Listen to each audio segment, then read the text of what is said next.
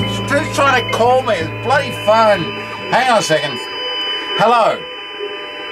Yes, it's Shane Freeman. What are you doing ringing me on my satellite phone? Oh, you've tried me on my high-frequency radio? I'm sorry, I was listening in on another channel. But you could have tried to connect with me on VHF. I mean, I've got a couple of VHF units here that, well, okay, they wasn't tuned in on that either.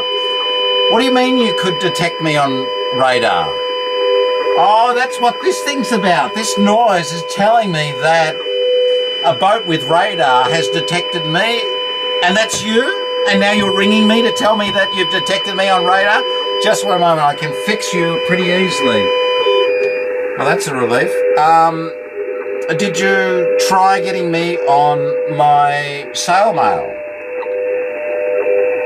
Well, look, if you can't get me, excuse the corona there, but if you can't get me any other way, you will be able to get me on sail mail. I'll check sail mail at least once a day. Okay. Yeah, no, look, I've got my EPIRBs. Look, this boat's got more EPIRBs than you can possibly imagine. It's got 2 of these, plus one in the life raft, plus I've got my own personal EPIRB as well. Yeah, so look, I'm not worried about getting lost. I'm actually quite happy about not seeing anyone for 300 days. I don't quite think I like the idea of all these means of communication. But thanks again for your call. And no, I do not want to change my electricity company. Thank you. Anyway, so that's just a bit of a demonstration of what's available on board in the way of communications. And let me just turn down my HF radio. And you can see from that there are plenty of ways to communicate from Mushka and with Mushka as part of the race. The only thing that is not allowed on the race, amongst all of these things, is this laptop. But I use the laptop for my sail mail. I access sail mail, short messages, please if you're sending me sail mail, via a modem which is linked to the HF radio. Great bit of technology which enables you to receive short emails pretty much anywhere around the planet. A couple of other things that I just touched on there. This radar detector that made that annoyingly piercing sound, this is required for the race, and it's called an active radar detector. What it does, it makes that irritating noise when it detects radar scanning from another boat or another ship. And what that's saying is that boat's radar has detected Mushka. So when I hear that, I know there's a boat or a ship in the area, probably within 15 to 20 miles, that has detected Mushka.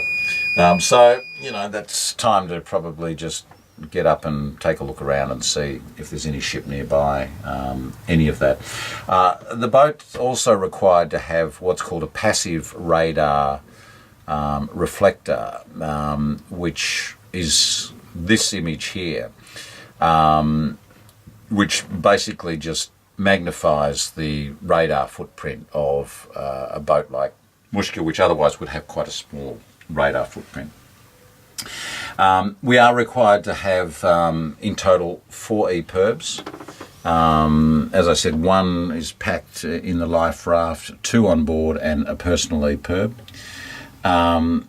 We're required to have 2 handheld VHFs, and also required to have a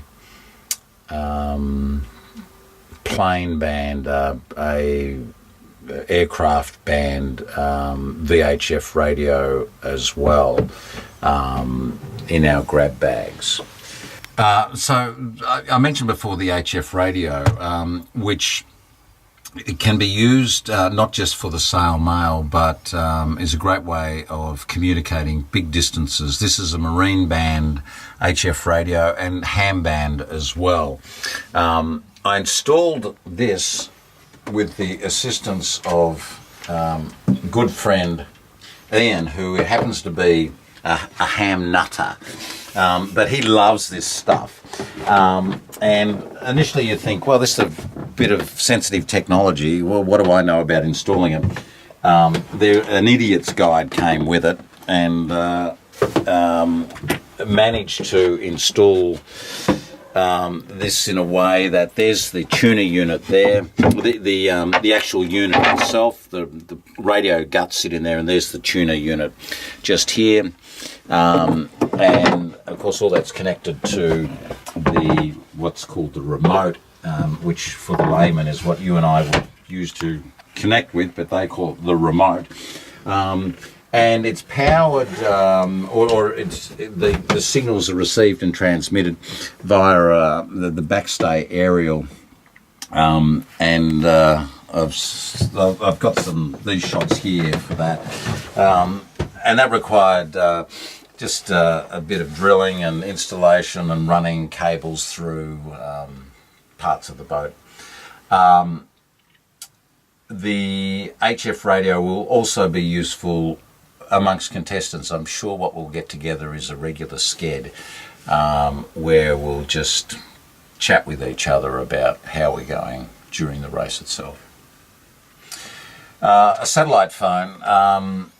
We can have a satellite phone on board, but unfortunately we can't call anyone except race headquarters, and the phones will be restricted in whatever way they'll restrict them to that usage as well. And we can call race headquarters as often as we like.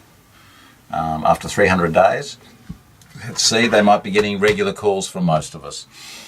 Over the last couple of months when I put blogs up, I've filmed most of them with this Sony 4K, which has got a waterproof housing around it. But right now I'm just charging it.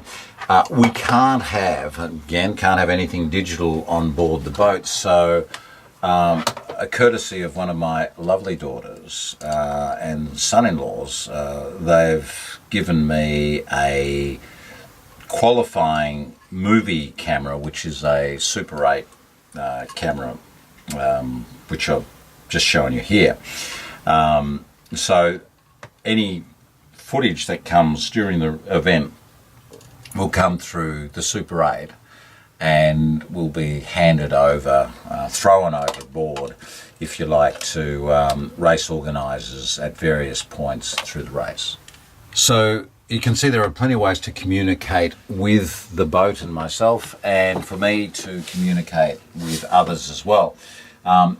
Another one of my lovely daughters has impressed upon me the importance of just staying in touch, and through all of these mechanisms, and also a tracking device which is actually on the boat, which through the race you'll be able to follow all the boats on the race website, means that people can stay in touch with how Mushka and I are travelling.